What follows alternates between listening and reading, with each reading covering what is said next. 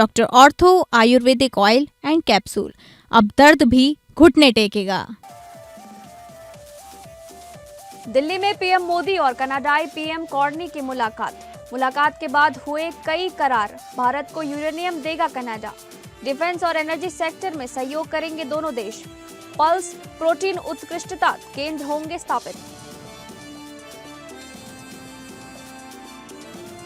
Middle east में छिड़ी जंग पर बोले पीएम मोदी, पश्चिमी एशिया के हालात चिंताजनक। भारत विश्व में शांति का पक्षधर, बातचीत से निकलेगा समाधान। मिडिल ईस्ट में चरम पर तनाव। इजराइल की एयर स्ट्राइक में मारे गए ईरान के एक और मंत्री। खुफिया विभाग के कई अफसरों की भी मौत। ईरान का दावा, हमारी परमाणु साइट पर अमेरिका इजराइल ने किया हमला। झारखंड की राजधानी रांची में कुडमी समाज ने निकाली महारैली। लाखों की संख्या में जुटे कुडमी समाज के लोग। कुडमी समाज के अनुसूचित जनजाति दर्जे और कुडमाली भाषा को संविधान की 8वीं अनुसूची में शामिल करने की मांग। हमीरपुर के कुडौरा गांव में महिलाओं की अनोखी होली। होली के दिन पुरुषों को घरों में पड़ता है रहना। महिलाएं गांव में घूम घूम कर खेलती है रंग।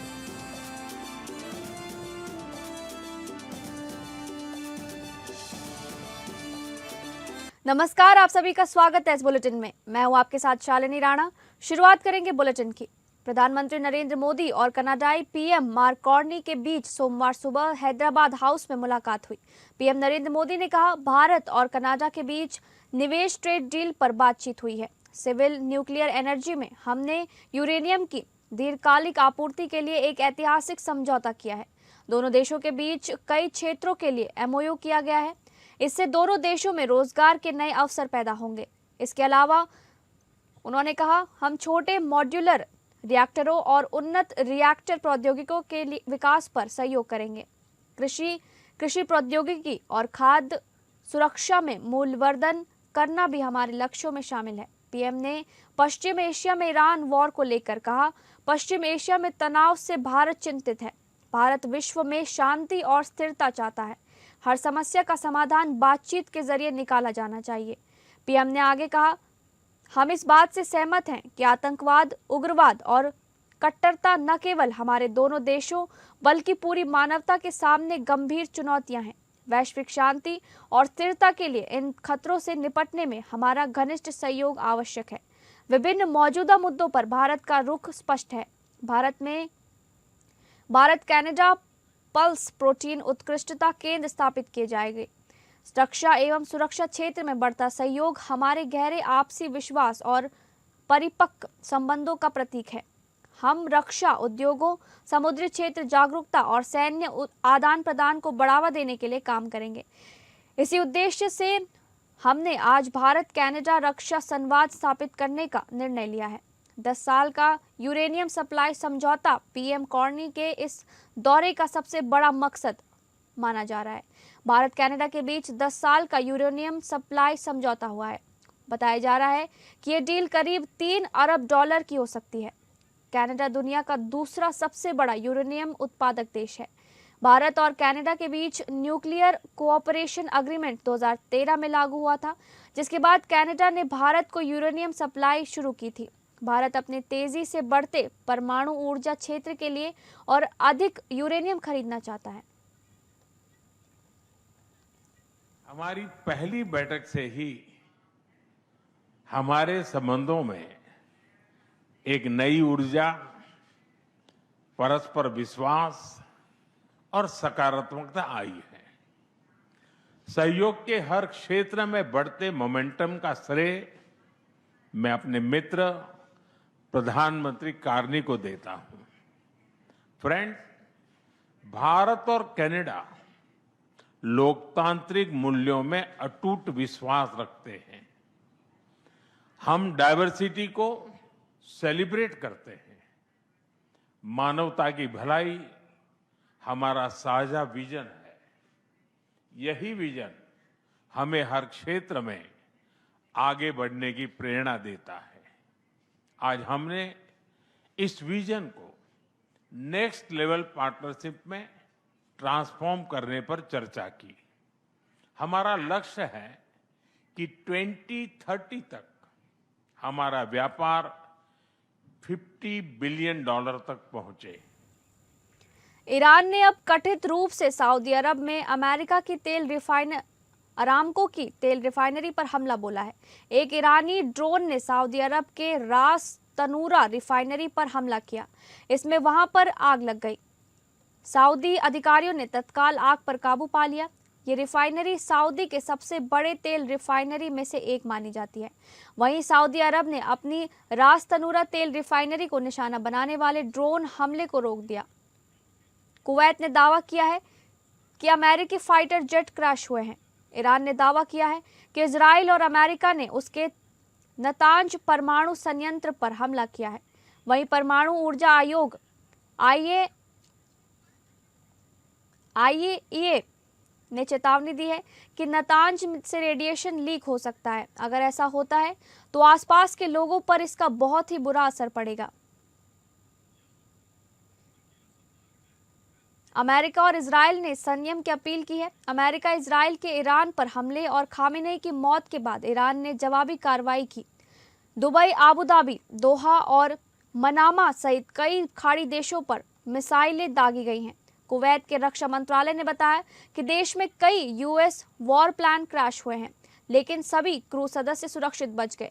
ईरान द्वारा किए गए पलटवार का आलम यह है कि कतर और बहरीन की राजधानियों के साथ साथ संयुक्त अरब अमीरात के सबसे अधिक आबादी वाले शहरों में भी विस्फोटकों की आवाज गूंज रही है।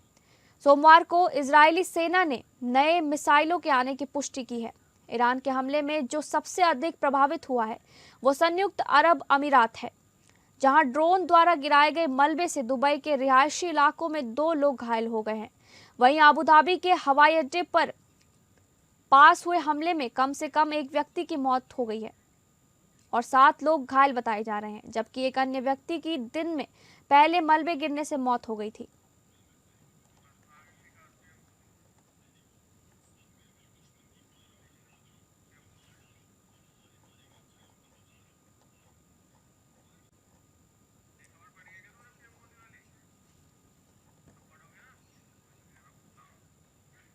ईरान पर अमेरिका इजराइल के संयुक्त हमले के बाद पश्चिमी एशिया में बढ़ते संकट पर प्रधानमंत्री नरेंद्र मोदी ने भारत का रुख स्पष्ट किया। ईरान पर अमेरिका इजराइल के संयुक्त हमले के बाद पश्चिमी एशिया में संकट के बादल मंडरा रहे हैं। इसको लेकर प्रधानमंत्री नरेंद्र मोदी ने भारत का रुख रखते हुए कहा कि पश्चिम एशिया में संकट गहरी चिंता का विषय है। पीएम मोदी ने कहा, पश्चिम एशिया के हालात हमारे लिए गंभीर चिंता की बात है। भारत सभी झगड़ों को बातचीत और डिप्लोमेसी से सुलझाने का समर्थन करता है। इस इलाके में भारतीयों की सुरक्षा के लिए हम इसमें शामिल सभी देशों के साथ मिलकर काम करते रहेंगे। इससे पहले सोमवार को आधी रात को पीएम मोदी ने एक्स पर एक पोस्ट में कहा कि उन्होंने अपने इजरायली समकक्ष बेंजामिन नेतन्याहू से मौजूदा इलाके के हालात पर बात करने के लिए फोन पर बात की है और उन्होंने दुश्मनी को जल्द खत्म करने की जरूरत पर जोर दिया। उन्होंने कहा, विश्व में तनाव चल रहा है, भारत शांति और स्थिरता का पक्षधर है और भारतीयों की सुरक्षा के लिए प्रतिबद्ध है। भारत सभी देशों के साथ मिलकर काम करेगा। भारत बातचीत, कूटनीति से समाधान के पक्ष में है। पश्चिमी एशिया में बढ़ते तनाव पर प्रधानमंत्री नरेंद्र मोदी ने चिंता जताते हुए कहा कि समाधान केवल बातचीत से निकलेगा। भारत शांति का समर्थक है और विदेशों में रह रहे भारतीयों की सुरक्षा के लिए प्रतिबद्ध है। पीएम मोदी ने यह भी कहा कि विदेशों में रह रहे भारतीय नागरिकों की सुरक्षा भारत सरकार की सर्वोच्च प्राथमिकता है। सरकार स्थिति पर लगातार नजर बनाए हुए है और जरूरत पड़ने पर हर संभव कदम उठाएगी। उन्होंने भरोसा दिलाया कि भारत सभी संबंधित देशों के साथ संपर्क में है और शांति बहाली के लिए रचनात्मक भूमिका निभाने को तैयार है। कनाडाई प्रधानमंत्री कॉर्नी के साथ द्विपक्षीय वार्ता के बाद पीएम मोदी ने बताया कि भारत और कनाडा ने यूरेनियम पर एक ऐतिहासिक समझौते पर हस्ताक्षर किए हैं। इसके अलावा नागरिक परमाणु सहयोग को आगे बढ़ाते हुए दोनों देश छोटे मॉड्यूलर रिएक्टरों पर एक साथ मिलकर काम करेंगे। पश्चिम एशिया की वर्तमान स्थिति हमारे लिए गहरी चिंता का विषय है। भारत डायलॉग और डिप्लोमेसी के माध्यम से सभी विवादों का समाधान का समर्थन करता है। अमेरिका और इजराइल के हमले में ईरान के सुप्रीम लीडर अली खामेनेई की मौत की खबर के बाद देश भर में शिया समुदाय में गहरा आक्रोश देखा जा रहा है। इसी क्रम में रामनगरी अयोध्या में भी शिया समुदाय के लोगों ने विरोध स्वरूप जुलूस ए गम निकाला। ये जुलूस शहर के इमामबाड़ा से शुरू होकर चौक स्थित जवाहर अली खान मस्जिद तक पहुंचा। जुलूस में शामिल लोगों ने काले झंडे और बैनर लेकर अपने रहबर को श्रद्धांजलि दी और कहा कि हमारे रहबर को अमेरिका ने शहीद कर दिया, जो बिल्कुल ठीक नहीं है। जुलूस के दौरान लोगों ने अमेरिका और इजराइल के खिलाफ नारेबाजी की और इस घटना की कड़ी निंदा की। मस्जिद पहुंचकर खामेनेई की आत्मा की शांति के लिए दुआ मांगी गई।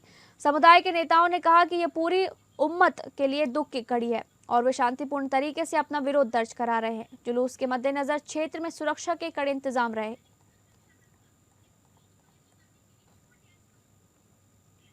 हम अपने रहबर के पुरसा देने के लिए मौजूद हैं यहाँ पे, ताकि इजराइल को और अमेरिका को ये पता चल जाए कि अगर उन्होंने खामनेई साहब को मार दिया है तो हम कमजोर नहीं हैं, हमें कोई मतलब रोक नहीं सकता। अगर उन्होंने एक खामनेई मारे हैं तो हर घर से खामनेई निकलेंगे। इंसानियत को बहुत बड़ा नुकसान है, मानवता को बहुत बड़ा नुकसान है। एक मुल्क के सरबराह को, एक धार्मिक व्यक्ति थे वो, उनको और एक बेहतरीन लीडर को अमेरिका और इस्राइल ने मिलकर आतंकवादी तरीके से उनको शहीद किया है। माह रमजान उल मुबारक के मौके पे हमारे रहबर को शहीद किया। वो क्या ये समझता है कि हम जीत गए? अरे वो जीत गए, जिसने मौला अली को शहीद किया तो उसको नहीं जीत पाया तो वो क्या जीत पाएंगे? रांची में नगर निकाय चुनाव के परिणामों को लेकर प्रदेश की भारतीय जनता पार्टी में खास उत्साह का माहौल देखने को मिल रहा है। दरअसल पिछले विधानसभा चुनाव में अपेक्षित सफलता न मिलने के बाद अब निकाय चुनाव में बेहतर प्रदर्शन से भाजपा कार्यकर्ताओं में एक नया जोश भर गया है। इसी कड़ी में पार्टी का दावा है कि नगर निगम, नगर परिषद और नगर पंचायतों में बड़ी संख्या में उसके समर्थित उम्मीदवारों ने जीत हासिल की है। तो वहीं प्रदेश भाजपा अध्यक्ष एवं सांसद आदित्य साहू ने मीडिया से बातचीत में कहा कि राज्य सरकार के कथित तिकड़म, षड्यंत्र और सत्ता के दुरुपयोग के बावजूद निकाय चुनाव में सत्ताधारी गठबंधन को जनता ने नकार दिया है।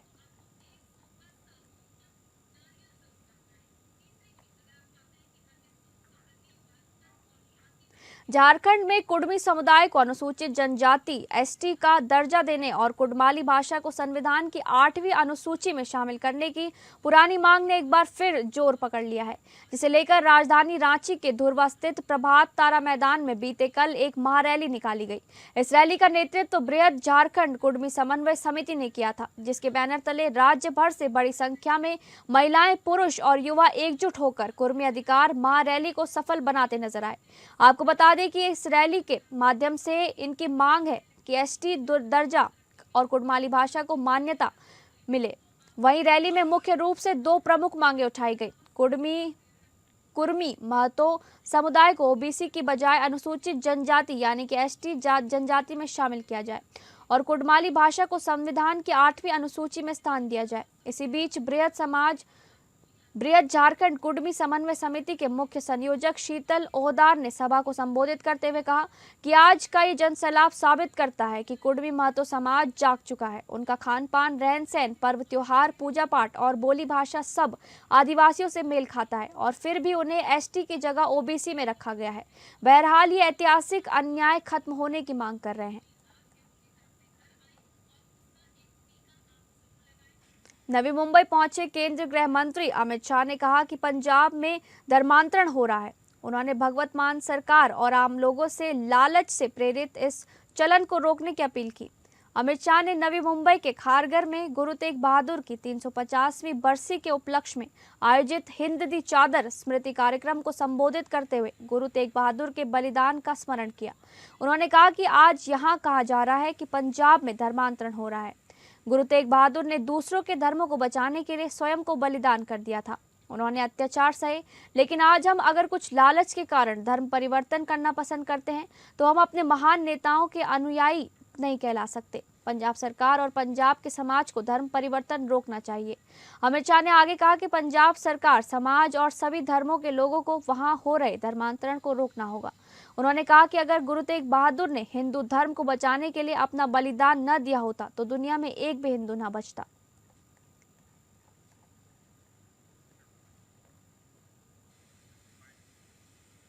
और आज मैं महाराष्ट्र सरकार और देवेंद्र फडणवीस और दोनों उप मुख्यमंत्रियों को बहुत बहुत अभिनंदन देना चाहता हूं कि सालों के बाद वंजारा समाज, वारकरी परंपरा, सिंधी समाज, सिकलीकर समाज, लबाना समाज, मोहियाल समाज, वाल्मीकि समाज और उदासीन परंपरा को फिर से एक बार गुरु साहब के साथ जोड़ने का आपने काम किया है। देश भर में कार्यक्रम हुए, परंतु ये सारी परंपराओं को फिर से गुरु तेग बहादुर जी के साथ जोड़ने का काम महाराष्ट्र सरकार ने किया है। संगत से मेरा अनुरोध है कि एक बार जयकारा लगाकर महाराष्ट्र सरकार के इस प्रयास का हम समर्थन करें।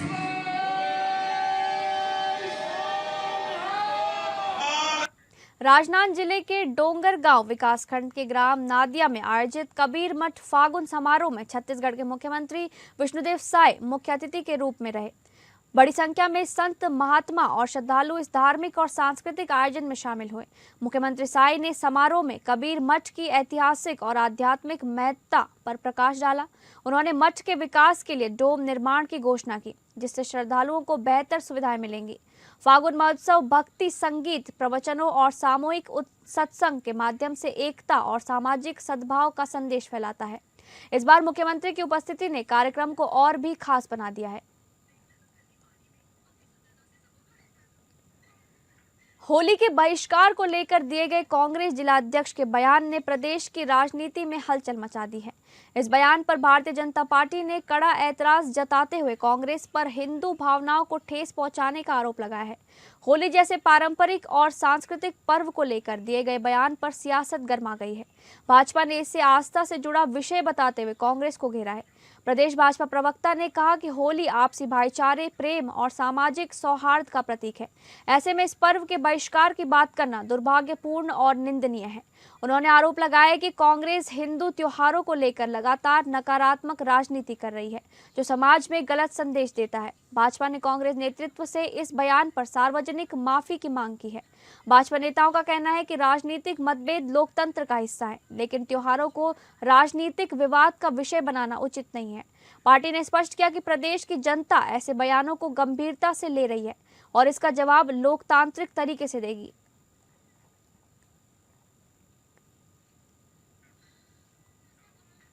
जनपद बहराइच के रुपईडीहा क्षेत्र में देर रात 4 लोगों की हुई जघन्य हत्या से पूरे इलाके में हड़कंप मच गया है। हत्या की सूचना पाकर मौके पर पहुंची पुलिस ने हत्यारोपी को दबोच लिया है। बताया जा रहा है कि बसंतपुर उदल गांव के निरंकार ने देर रात अपने माता पिता से पैसे के लेन देन को लेकर झगड़ा किया। इसी बीच विवाद बढ़ने पर निरंकार ने धारदार हथियार से अपने पिता, माता, दादी एवं बहन के ऊपर प्रहार कर दिया, जिसकी वजह से चारों ने दम तोड़ दिया। गाँव में हो रहे शोर शराबा और चीखने चिल्लाने की आवाज सुनकर लोगों ने इसकी सूचना पुलिस को दी। मौके पर पहुंची पुलिस टीम ने हत्या कर भाग रहे आरोपी को दबोच लिया है। घटना की जानकारी मिलने के बाद पुलिस अधीक्षक RN सिंह एवं SP ग्रामीण DP तिवारी सहित आधा दर्जन अधिकारियों ने घटनास्थल का जायजा लिया। फॉरेंसिक टीम ने भी मौके पर पहुंचकर जांच पड़ताल शुरू कर दी है। SP ग्रामीण DP तिवारी ने बताया कि इस घटना के पीछे पैसे का लेन देन बताया जा रहा है। निरंकार के पिता बदलू राम ने जमीन बेची थी। जमीन बेचने के बाद मिला हुआ पैसा निरंकार मांग रहा था। इसी को लेकर विवाद बढ़ा और आवेश में तमतमाए निरंकार ने धारदार हथियार से चारों लोगों को काट डाला। फिलहाल आरोपी को गिरफ्तार कर लिया गया है और आगे की विधिक कार्रवाई जारी है। आज दिनांक 2/3/2026 को गुरुदेव पुत्र बदलू वर्मा निवासी बसंतपुर रुदल रामगांव थाना रुपईडीहा द्वारा प्रभारी निरीक्षक रुपईडीहा को लिखित सूचना दी गई कि दिनांक 1/2 मार्च 2026 की रात्रि करीब 12 बजे शोर की आवाज़ सुनकर जब वह अपने कमरे से बाहर आया तो देखा कि उसके छोटे भाई निरंकार द्वारा पिताजी द्वारा बेची गई जमीन व गहने का पैसा न देने की बात को लेकर विवाद करते हुए आवेश में आकर कुल्हाड़ी से मारकर माताजी, पिताजी, दादी व बहन को गंभीर रूप से घायल कर उनकी हत्या कर दी गई और जान से मारने की नियत से कुल्हाड़ी से वादी पर के सर पर भी वार कर दिया गया। लोनी में यूट्यूबर सलीम पर हमले के आरोपी बदमाश से पुलिस की मुठभेड़ हुई। करीब 10 मिनट चली फायरिंग में बदमाश घायल हो गया। उसे अस्पताल ले जाया गया, जहां डॉक्टरों ने उसे मृत घोषित कर दिया। आरोपी की पहचान जिशान के रूप में हुई है। गाजियाबाद के लोनी में यूट्यूबर सलीम वास्तविक पर जानलेवा हमले के मामले में पुलिस और बदमाशों के बीच मुठभेड़ हुई। मुठभेड़ में एक बदमाश पुलिस की गोली लगने से गंभीर रूप से घायल हो गया। उसे अस्पताल ले जाया गया, जहां डॉक्टरों ने उसे मृत घोषित कर दिया। ये मुठभेड़ लोनी अंडरपास के पास निठौरा अंडरपास के निकट बताई जा रही है।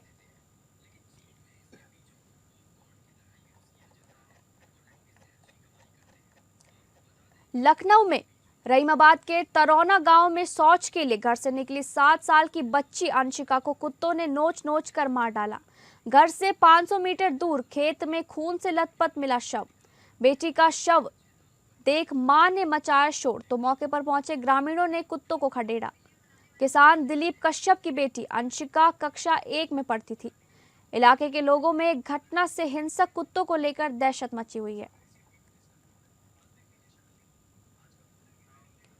बुंदेलखंड में होली का त्योहार काफी रोमांचक होता है। अबीर, गुलाल और रंगों से सराबोर महिलाओं और पुरुषों की टोलियां सुरों में गाना गाती हैं। लेकिन हमीरपुर जिले के कुडौरा गांव की महिलाएं एक अनोखी होली से प्रसिद्ध हैं। इस होली में पुरुषों का प्रवेश पूरी तरह प्रतिबंधित होता है और होली के दिन पुरुषों को घर में रहना पड़ता है।